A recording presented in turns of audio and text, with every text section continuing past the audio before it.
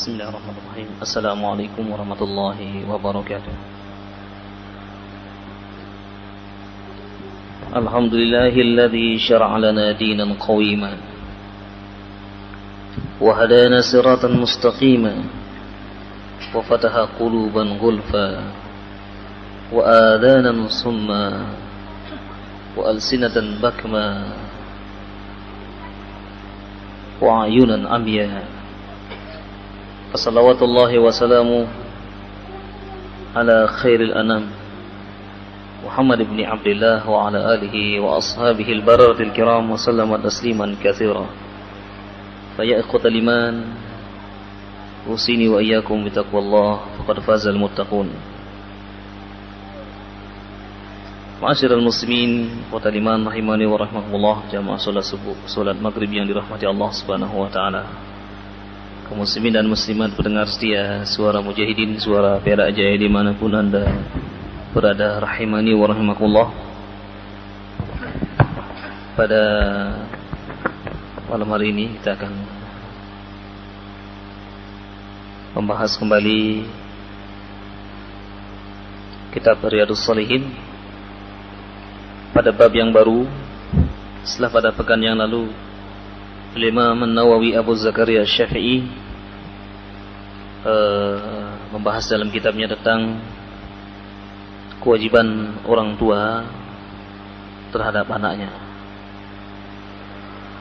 Sudah dijelaskan beberapa hadis Rasulullah sallallahu alaihi wasallam bagaimana seharusnya seorang tua yang dapat bertanggung jawab nanti di hadapan Allah Subhanahu wa taala itu menganjurkan anak-anaknya supaya berlaku taat, menjalankan ketaatan. Pokoknya adalah melaksanakan ibadah salat, kemudian yang lain-lain. Pada kesempatan yang berbahagia ini kita akan masuki bab baru, yaitu bab haqqul jar wal wasiyah bihi. Hak tetangga atau kewajiban kita terhadap tetangga dan menasihatinya, wasiat terhadapnya. Seperti biasa, sebelum Imam An-Nawawi menukil hadis-hadis Rasulullah sallallahu alaihi wasallam, beliau membuka dengan satu atau dua firman Allah Subhanahu wa taala yang ayat tersebut adalah menjelaskan tentang bab yang dimaksud. Di sini beliau membawakan surat An-Nisa ayat 36. A'udzubillahi minasyaitonir rajim.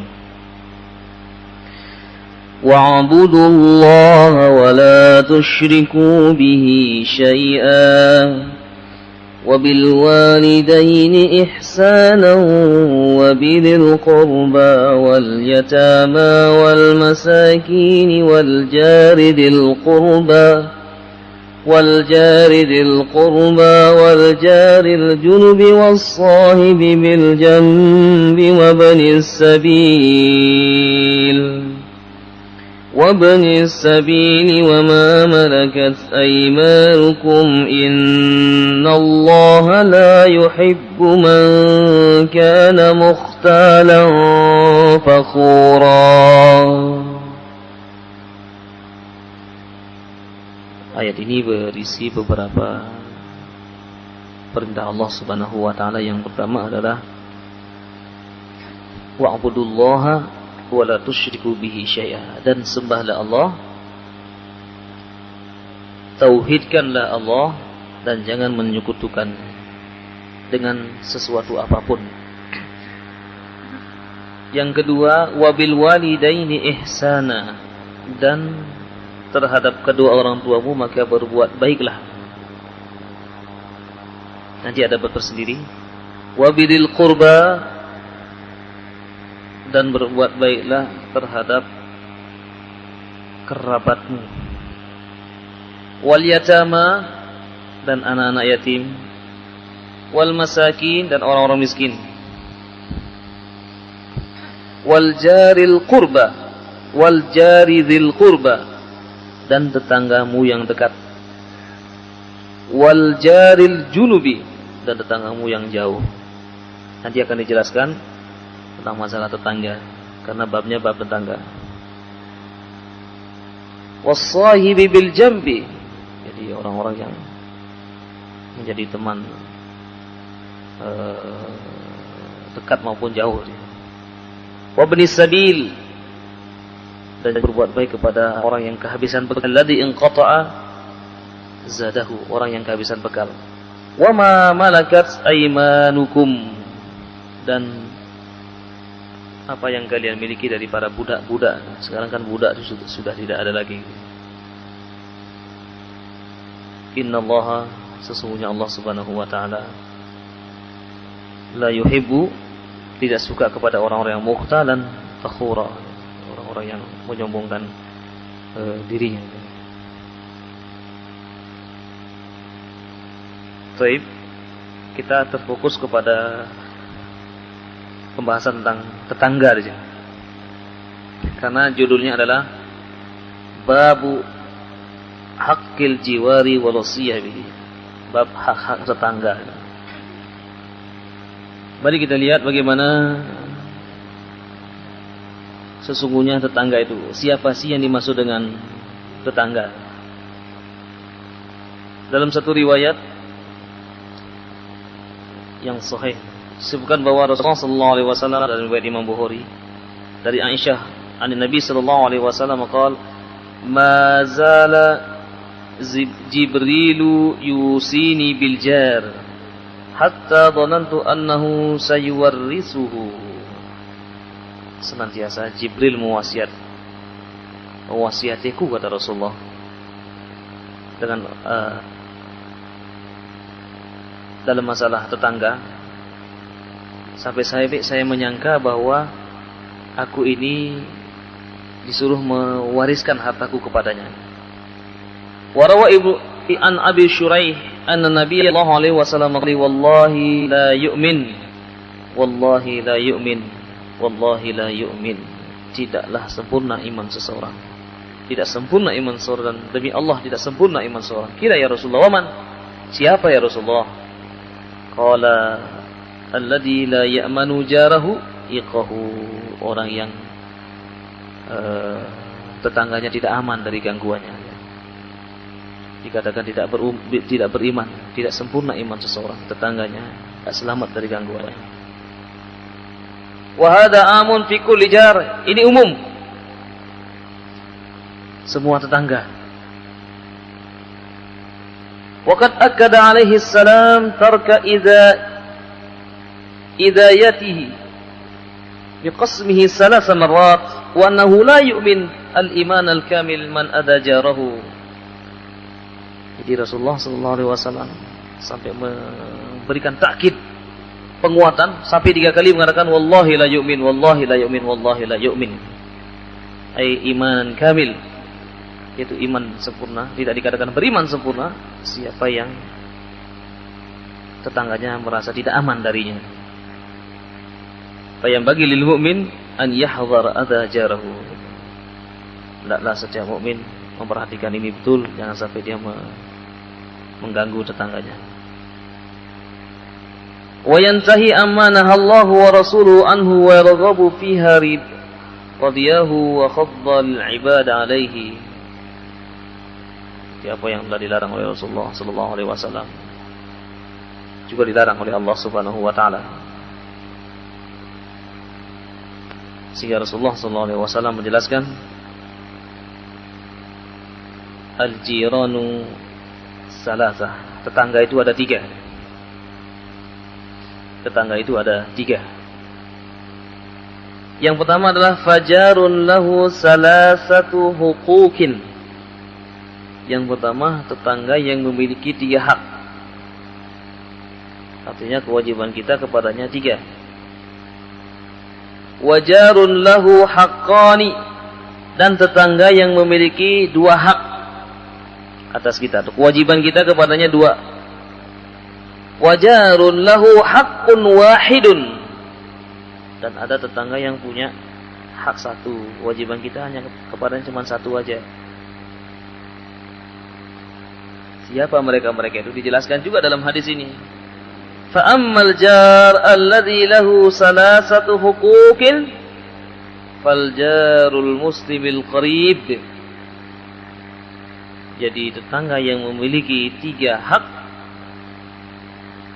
adalah tetangga muslim yang qarib, yang dekat. Lahu haqqul jiwar wa haqqul qarabah wa haqqul Islam.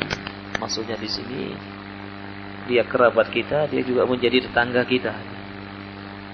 Ini yang disebut dengan hak tetangga yang memiliki 3 hak. Hak yang pertama adalah haqqul jiwar, hak bertetangga. Hak bertetangga itu sebagaimana Rasulullah SAW menjelaskan adalah man kana yu'minu billahi wal yawmil akhir falyukrim jarahu. Siapa yang beriman kepada Allah dan hari akhir, hendaklah dia memuliakan tetangganya.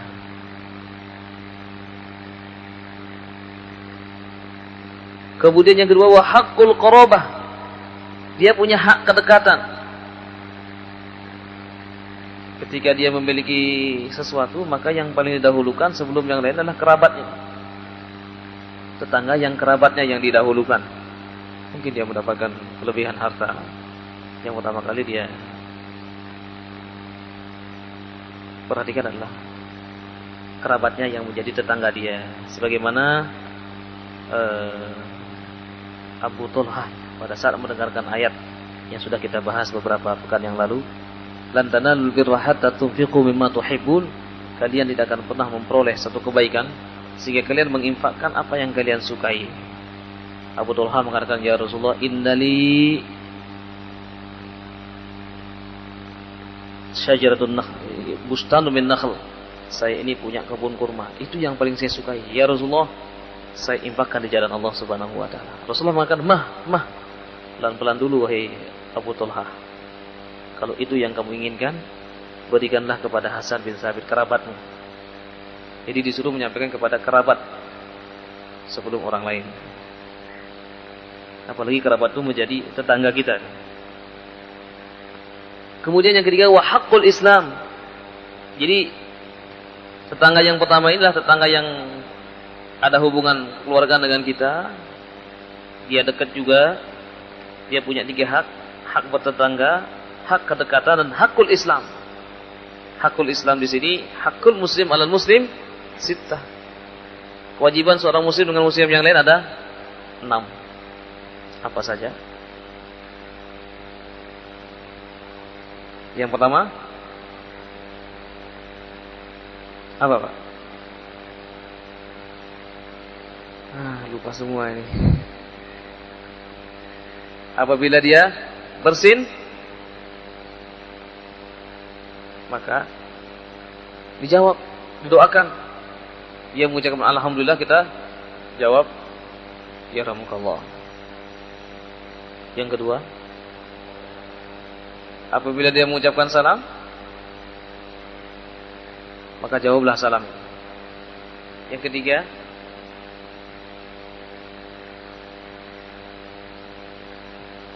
apa Pak? Apabila diundang, datangilah. Yang keempat,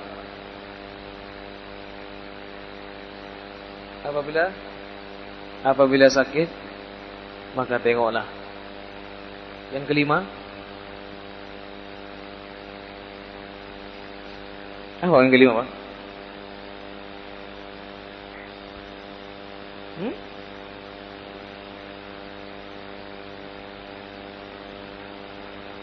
Kalau dia meninggal, tinggalkan.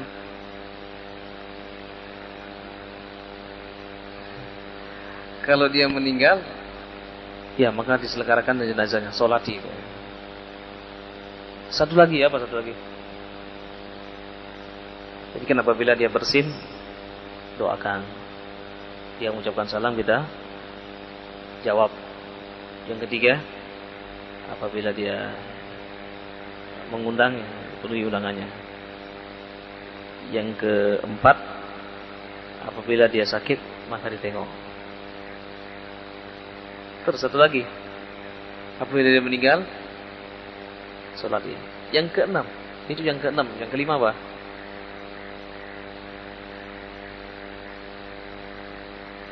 Apa yang keenam? Hah? Apabila dia minta nasihat dinasihati. Itu dalam riwayat. Tapi dalam rangkaian hadis ini ada yang kelima. Tapi dalam riwayat ada juga apabila dia minta nasihat maka nasihatilah saudaramu. Dan ini kewajiban-kewajiban seorang muslim yang satu dengan yang lainnya. Ini tetangga yang ada hubungan kekerabatan, famili, dan dia dekat dengan kita. Dia memiliki 3 hak tadi. Yang kedua adalah wal jarul ladzi lahu haqqani. Tetangga yang memiliki 2 hak. Kewajiban kita kepadanya 2. Fahuwal jarul muslim. Ini adalah tetangga Islam. Falahu haqqul Islam wa haqqul jiwar. Dia punya hak-hak sebagaimana tadi muslim satu dengan yang lain. Kemudian dia punya haqqul jiwar, hak-hak bertetangga.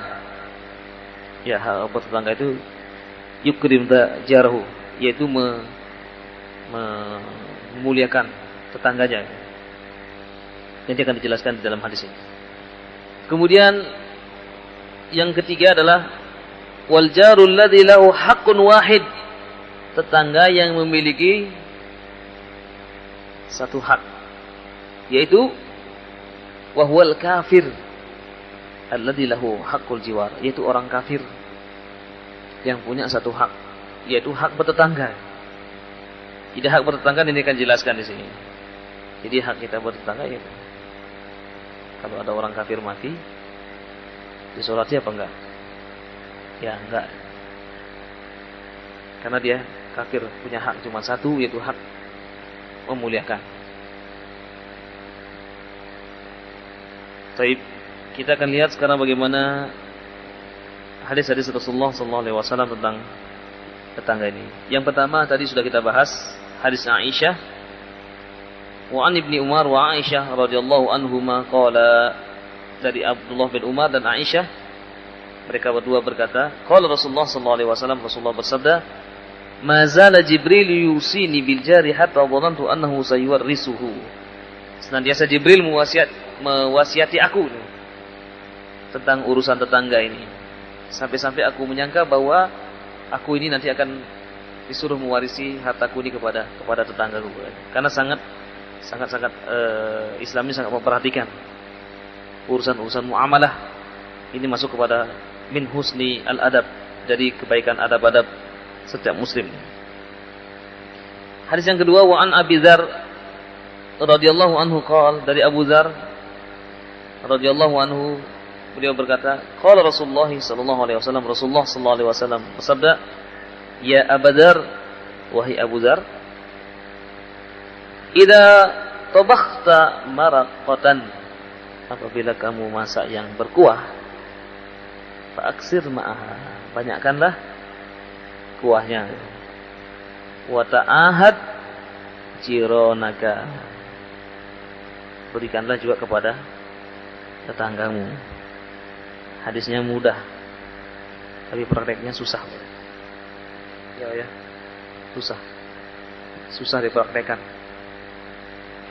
Jadi suruh memasak kalau masak yang berkuah, suruh banyak kuahnya supaya nanti tetangganya bisa juga mencicipi gitu.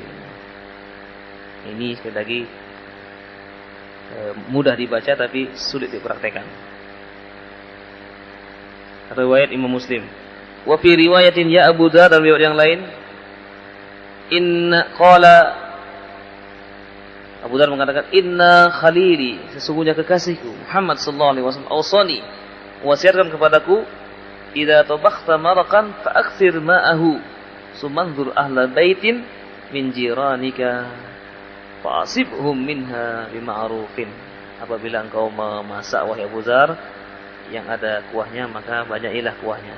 Kemudian lihat ahlu baitin min jiranika, lihat rumah tetanggamu, tetanggamu dilihat apa ada apa enggak dia. Kalau ada maka berikanlah dia dengan cara yang ma'ruf. Jangan diberikan kuahnya saja dia. Ini kan yang diberitakan kuahnya yang banyak ya. Ya diberikan juga misalnya masak rawon. Tetangganya, wah ini baunya kok enak. Jadi ya kalau sekali lagi kalau kita tidak setiap hari itu ya, mungkin sesekali dia. Jadi ini bukan tiap hari. Seseorang juga tidak makan daging tiap hari. Mungkin pada saat-saat ada acara-acara tertentu, seseorang mungkin masak daging, maka ya jangan sampai melupakan tetangganya. Karena kalau terjadi apa-apa, mesti yang paling sigap, yang paling sergap adalah tetangga yang paling mengetahui. Sekalipun kita punya keluarga banyak, tapi keluarga kita jauh-jauh, kita ada apa-apa, tetangga kita lah yang pertama kali akan memberikan pertolongan kepada kita. Karena itu Islam agama yang sangat-sangat menjunjung tinggi masalah akhlak, khususnya adalah masalah muamalah. Jangan disangka bahwa orang ketaatannya kepada Allah Subhanahu wa taala, hubungannya dengan Allah itu kuat, kemudian sama tetangganya tidak baik, dia akan baik di hadapan Allah. Tidak. Jadi parameter seseorang, keimanan seseorang adalah dilihat dari akhlak. Sebagaimana sabda Rasulullah yang sudah pernah kita bahas, akmalul mu'minina imanan ahsanuhum khuluqa. Orang mukmin yang paling sempurna imannya adalah orang mukmin yang paling baik akhlaknya. Baik, kemudian hadis yang berikutnya, wa an Abi Hurairah radhiyallahu anhu anna Nabiy sallallahu alaihi wasallam qala, dari Abu Hurairah bahwa Nabi Muhammad sallallahu alaihi wasallam bersabda, hadis yang kita bacakan dalam tafsir Qurtubi tadi, wallahi la yu'min, wallahi la yu'min, wallahi la yu'min. Demi Allah tidaklah sempurna iman seseorang. Demi Allah tidak sempurna iman seseorang. Demi Allah tidak sempurna iman seseorang. Qila man ya Rasulullah? Siapa yang tidak sempurna imannya ya Rasulullah? Qala alladzi la ya'manu jaruhu bawa'iqahu. Itu orang yang tidak, tetangganya tidak selamat dari gangguannya. Mungkin pada saat dia menyetel apa, nyetel radio, nyetel televisi, jangan sampai tetangganya mendengarkan. Saya kan nyetel ngaji, ya silakan disetel ngaji, tapi untuk didengarkan sendiri. Ini jangan sampai mengganggu tetangganya. Apalagi kalau di masjid-masjid ya mohon maaf, di masjid-masjid disetel pengajian yang disetel yang ngaji gitu. Cuman tidak semuanya orang istirahatnya sama di malam hari. Ada kalanya orang yang bisa tidur mungkin sekejap, mungkin dia tidurnya hanya sejam, dia datang malam. Kan ada orang-orang yang bekerja di malam hari, belum masuk subuh sudah ada suara ngaji, dia terganggu tidurnya. Jadi yang dimaksud dengan syiar Islam adalah azan itu. Selain juga penghematan, misalnya kalau nyetel sesuatu lagi malam sudah di sel, misalnya pengajian, sehingga 1 jam kemudian baru masuk waktu. Nah, ini kan akan mengganggu.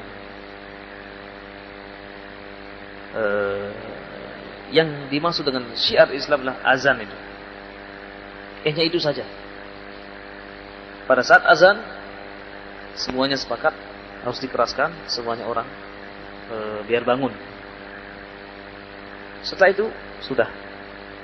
Seperti misalnya kalau sholat seperti sekarang ini ya sudah cukup di dalam saja, tidak sampai keluar, apalagi zikir sampai keluar keras-keras. Kemudian ada orang-orang yang sebagaimana disebutkan, ada orang yang sedang sakit, ada orang yang belum beristirahat, kemudian dia ingin istirahat. Karena ada di daerah-daerah itu orang sampai semalam suntuk, apalagi nanti masuk pada bulan Ramadan, orang baca Quran mulai ba'da tarawih sampai menjelang tengah malam. Bagus, silakan baca Quran, tapi jangan sampai mengganggu orang istirahat. Ya, kalaupun ingin menggunakan pengeras suara, cukup di dalam masjid saja. Karena Islam sekali lagi sangat perhatian dengan masalah-masalah akhlak. Kalau ditegur jangan sampai berdalih ini kan syiar Islam. Tidak.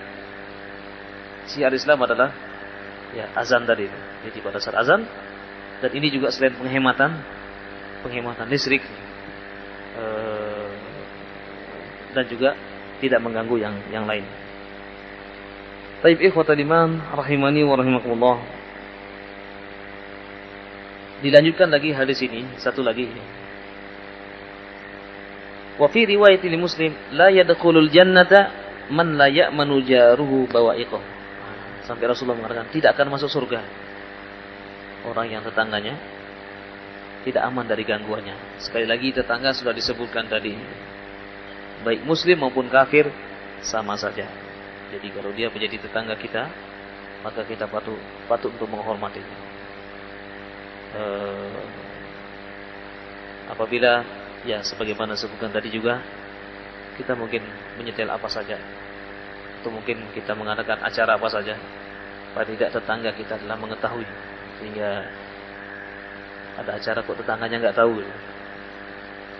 Di Islam ini mengajarkan kepada kita akhlakul karimah. Karena itu Rasulullah dalam satu sabdanya mengatakan, innama bu'itsu liutammima makarimal akhlak. Sesungguhnya aku ini diutus ke bumi ini, ke dunia ini adalah untuk menyempurnakan akhlak. Baik, hadisnya masih banyak sekali. Jadi kita berikan kesempatan kepada para jamaah untuk barangkali ada hal yang perlu ditanyakan.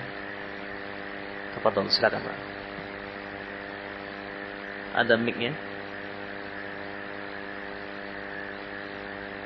Silakan Pak, diungkapkan dulu. Nanti kalau sudah datang mic, diulang lagi. Waalaikumsalam warahmatullahi wabarakatuh.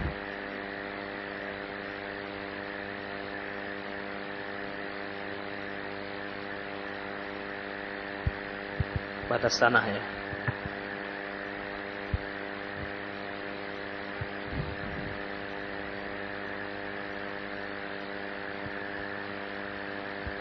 Yang satunya itu mengalah, terus beliau terus meninggal Pak Ustaz. Kebetulan waktu itu saya yang mengukur jenazahnya. Terus saya ukur pas begitu jenazah datang itu kurang setengah meter. Itu apa termasuk hukum Allah Pak Ustaz? Terus yang kedua, yang pertama diulang dulu. Tadi kan belum didengarkan sama pendengar. Yang pertama itu pengalaman saya di desa Pak. Masalah tetangga, masalah batas tanah pekarangan Pak. Itu yang satunya itu serakah masalah batas tanah. Dia artinya tanah itu patok itu dipindah. Tapi yang satunya itu mengalah. Tapi akhirnya dia itu meninggal Pak Ustaz. Yang serakah ini meninggal? Ya, begitu meninggal diukur, begitu jenazah mau dikubur itu tidak cukup, kurang kira-kira 1/4 dari 12 cm lah. Itu akhirnya sama pamornya tidak tahu itu apa, tidak ngerti. Terus katanya suruh minta maaf tetangga sebelah itu. Apa yang termasuk hukum Allah Pak Ustaz? Terus yang kedua Pak Ustaz, seperti kita umur kan sudah setengah abad. Itu cara untuk mengendalikan hawa nafsu itu gimana Pak Ustaz? Terus yang kedua, cara mengendalikan hawa nafsu, ya, menghadapi ya anak buah yang nakal Pak Ustaz. Terus pengaruh pengarahnya gimana Pak Ustaz? Dia kadang-kadang bokong, dikasih tahu malah menentang. Gimana Pak Ustaz? Iya. Terima kasih Ustaz. Assalamualaikum warahmatullahi wabarakatuh. Waalaikumsalam warahmatullahi wabarakatuh. Yang pertama bahwa tentang masalah tanah, masalah yang sangat sensitif sekali. Disebutkan dalam sebuah hadis, man ghayyara manaral ardi tuwwiqa lahu bisab'i aradina yaumal qiyamah. Siapa yang merubah patok, maka nanti pada hari kiamat akan ditimpakan kepadanya 7 bumi. Bagaimana 7 bumi pada hari kiamat? Artinya siksanya sangat berat sekali. Jadi berhati-hati. Dan selama di dunianya dia dan keluarganya tidak akan pernah bahagia. Nah, mungkin tadi peringatan dari Allah Subhanahu wa taala. Peringatan dari Allah Subhanahu wa taala di dunia bagi mereka yang masih hidup. Ada saja akan Allah Subhanahu wa taala perlihatkan. Ada yang diperlihatkan, ada yang tidak diperlihatkan. Ini barangkali seperti tadi, karena dia serakah terhadap tanah itu, ya syukur masih bisa dikuburkan. Ada di zaman Nabi, tapi kasus lain ini. Di zaman Nabi ada orang yang menghina Nabi. Dia mengatakan, dulu Muhammad tuh bisa baca karena saya. Coba kalau nggak ada saya, dia bisa. Tak bisa aja baca Quran. Saya yang suka menulis. Dan ada penghinaan lagi yang lain. Pada saat orang itu meninggal, sudah dikuburkan, besok paginya mayatnya ada di atas kuburan. Kuburkan lagi, kuburannya nggak apa-apa. Dikuburkan lagi, besoknya ada lagi. Dikuburkan lagi sampai 3 kali, didalamkan lagi, udah di atas. Kemudian orang mengatakan, wah inilah akibatnya orang yang menghina Nabi. Jadi mayatnya sampai dimakan oleh ulat dan juga dimakan oleh burung-burung. Ini syukur ini masih bisa diterima oleh bumi. Jadi hati-hati sekali lagi di masalah tanah. Mungkin saja itu adalah disebut dalam kaidah al-jaza'u min jinsil amal. Jadi al-jaza'u min jinsil amal. Jadi Allah akan memberikan balasan sesuai dengan amalan yang dilakukan. Allah akan memberikan balasan baik-baik maupun buruk sesuai dengan amalan yang dia lakukan. Ya, karena ada larangan merubah patok, kemudian dia melakukan perubahan itu. Apapun yang dia makan selama itu adalah yang masuk adalah haram semuanya. Taib ikhwatal iman rahimani wa rahimakumullah. Dan urusannya tidak sampai di situ. Di akhirat pun ada akan urusannya. Allah akan menahan orang-orang yang masih punya urusan dengan sesama manusia. Karena itu kalau ada urusan dengan manusia, khalas. Jadi diselesaikan dengan di dunia ini sebelum menemui Allah Subhanahu wa taala. Kalau urusan dengan Allah, perbanyak istighfar, taubat. Tapi kalau urusan dengan manusia, bagaimanapun kita taubat kepada Allah, Allah mengatakan minta maaf dulu. Daripada nanti di akhirat pada lihat tetangga kita, jutaan miliar manusia, kita disuruh nyari ini. Itu akan menghambat seorang masuk ke dalam surga. Baik.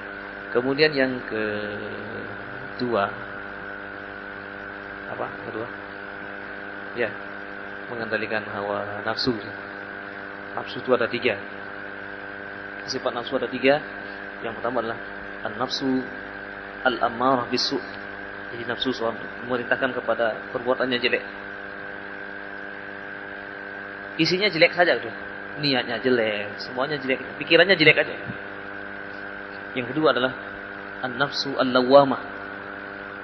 Kadang baik, kadang kemana angin bertiup, ke barat, ke timur. Ada bahaya dia mencari selamat. Yang penting saya selamat. Yang penting saya bisa begini. Itu nafsu lawwamah. Kemudian yang ketiga adalah nafsu la'ammarah bisu'. An-nafsu al-mutmainnah. Nafsu yang ketiga adalah nafsu yang tenang, jiwa yang tenang. Jadi dia bisa mengendalikan nafsunya. Dia ikhlas terhadap ketentuan Allah Subhanahu wa taala. Dia senantiasa membangun husnuzon. Membangun husnuzon di sini tidak mudah. Jadi membangun prasangka yang baik itu tidak mudah. Apalagi orang yang mungkin sudah sering dikecewakan. Sering dikecewakan ini tidak mudah. Tetapi mari kita kembalikan bahwa kita juga akan menemui Allah Subhanahu wa taala. Disebutkan bahwa di dalam sebuah hadis, la yadkhulul jannata man kana fi qalbihi misqala dzarratin min kibrin. Tidak akan pernah masuk surga orang yang dalam hatinya masih ada rasa kesombongan dalam dirinya, sekalipun seberat biji sawi. Kita kembalikan semuanya kepada Allah. Kita berhusnuzon, mungkin ini adalah ujian bagi saya. Tapi temperamen seseorang itu beda-beda satu dengan yang lain. Ada yang temperamennya tinggi gitu. Ini bisa jadi keturunan ya. Ada yang mungkin sedang-sedang. Tapi kalau kita kembalikan semuanya bahwa apa yang kita lakukan adalah semata-mata nanti akan diperhitungkan di sisi Allah Subhanahu wa taala. Maka kita akan mampu mengendalikan. Jadi kalau umur 40 ke sana aja atau 50 tahun ke sana, kalau kita masih mempertahankan temperamen kita yang tinggi, Kita khawatir tadi bisa timbul berbagai macam penyakit yang namanya darah bisa tinggi, apalagi punya gula, penyakit gula. Semuanya bisa naik. Akibatnya akan terjadi penyumbatan dan bisa stroke ya. Kalau sudah terjadi penyumbatan di kepala, wah ini sangat berbahaya sekali. Sangat berbahaya sekali. Orang bisa mati mendadak. Jadi orang bisa mati mendadak. Karena itu umur-umur 40 ke sana, umur-umur yang harus senantiasa berhati-hati. Sudah lebih banyak, apalagi umur sudah 50 ke sana, ya sudah lebih banyak kita, kalau kita adalah orang, termasuk orang yang memiliki temperamen yang tinggi, perbanyak membaca istighfar, astagfirullahaladzim, kemudian perbanyak membaca selawat kepada Nabi. Allahumma shalli ala Muhammad wa ala ali Muhammad. Allahumma shalli ala Muhammad wa ala ali Muhammad. Untuk meredam amarah yang ada dalam, disebutkan dalam firman Allah Subhanahu wa taala, wasari'u ila maghfiratin min rabbikum wa jannatin 'arduha as-samawati wal ardh. Segeralah kalian menuju kepada ampunan Allah Subhanahu wa taala yang mana disediakan surga yang luasnya seluas langit dan bumi. Uiddatil muttaqin, diperuntukkan untuk orang-orang yang bertakwa. Siapa orang-orang yang bertakwa di situ? Nah, disebutkan di dalam ayat ini, alladzina yunfiquna fis sarra. Orang yang menginfakkan hartanya dalam keadaan dalam keadaan sarra, dalam keadaan senang, wad-dharra, dalam keadaan susah dan senang dia tetap berinfak. Karena dia mengetahui betul bagaimana infak, bagaimana sedekah itu. Disebutkan dalam hadis, ma naqasa malun bisadaqah. Tidak akan pernah berkurang harta seseorang karena dia bersedekah. Akan bertambah terus. Wal kadhimin al-ghaidha. Ini dia. Wal kadhimin al-ghaidha. Dia mampu menahan pada saat dia marah. Dia mampu marah tapi ditahan sama dia. Wal kadhimin al-ghaidha. Bukan itu saja. Wal 'afina 'anil nas. Dan dia memaafkan orang, sudah dimaafkan. Ini kan pernah kejadian seorang khalifah, dia punya pembantu menghidangkan makanan, berkuah dia. Sedang berjalan ketika membawa makanan, tiba-tiba kuah ini tumpah di tamunya ini. Tamunya khalifah ini, di kepalanya persis. Masya Allah, ketika itu dia memarah, dibacakan ayat ini. Wal kadhimin al-ghaidha. Allah akan menyediakan surga bagi mereka yang mampu menahan amarahnya. Dia menahan amarahnya. Belum satu lagi ya khalifah, wal 'afina 'anil nas. Ya sudahlah, saya maafkan kamu. Ini seorang pembesar ya. Tamu yang datang tentunya adalah para pembesar juga. Pembantunya datang membawa makanan, tumpah di kepalanya. Siapa yang tidak? Masya Allah, siapa yang tidak malu dia? Ibarat dia itu seorang presiden, datang presiden dari negara lain, pembantunya menumpah tumpah di atas kepalanya. Siapa yang tidak malu? Tapi ketika dibacakan ayat ini, begitulah orang-orang beriman.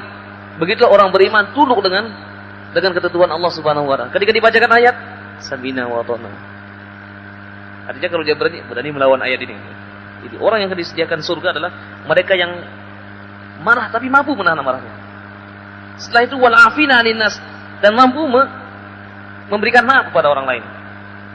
Wallahu yuhibbul muhsinin, dan Allah menyukai orang-orang yang berbuat baik. Dikatakan lagi dalam sebuah hadis, laisa syadidu bisur'ah. Orang yang kuat itu bukan orang yang menang bergulat. Wa innamas syadidu alladzi yamliku nafsahu indal ghadab. Orang yang mampu menahan amarahnya pada saat dia marah, dan mampu dia marah tapi dia tahan. Tapi ini sekali lagi sulit Pak ya. Benar, sulit itu.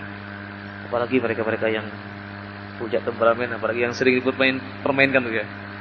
Wah, itu memerlukan waktu yang betul-betul secara kontinu dia beristighfar, memohon ampun kepada Allah, memohon bimbingan kepada Allah Subhanahu wa taala.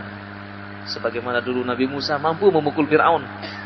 Sampai dia katakan, "Ya Allah, ya Rabb, jangan saya yang bicara sama Firaun. Suruh saja Harun.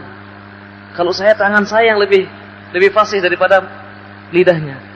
Kemudian Allah ajarkan, "Rabbishrah li sadri wa yassir li amri wahlul 'uqdatam min lisani yafqahu qawli." Ya Allah,